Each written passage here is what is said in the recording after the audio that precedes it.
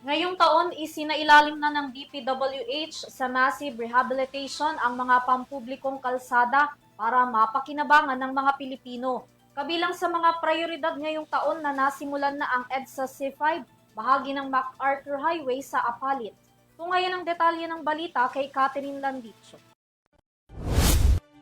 Inanunsyo ni Department of Public Works and Highways o DPWH Secretary Vince Dizon na pangunahing prioridad ng ahensya ngayong taong 2026 ang pagkukumpuni ng mga sira-sirang kalsada at tulay sa buong bansa. Yung 2026, sa loob nitong bagong budget ay ang pag-aayos ng mga sira-sirang mga kalye at mga tulay all over the country.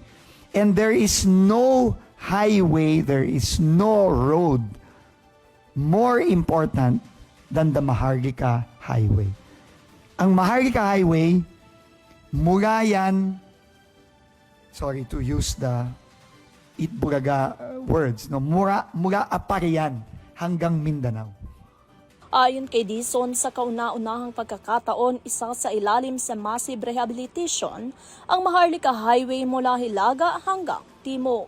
Kasama rin sa mga aayusin ng EDSA C5, bahagi ng MacArthur Highway sa Apalit at ilang tulay kabilang na dyan ang mga hanging bridge sa mga probinsya. Pagtitiyak pa ni Dizon kahit mas mababa ang budget ng DPWH kumpara sa mga nakaraang taon ay mas maraming anya ang mga proyekto na matatapos, mas mabilis ang pag-aayos at mas mataas ang kalidad ng mga infrastruktura. Ang hakbang na ito ay bahagi ng mas malawak na plano ng DPWH na tiyakin ang kaligtasan at mas maayos at laloy ng trapiko sa bansa, lalo na sa mga pangunahing kalsada at tulay na ginagamit araw-araw ng mga motorista at komunidad. Para sa EuroTV News, Catherine Landicho, sumasaludo sa bawat Pilipino.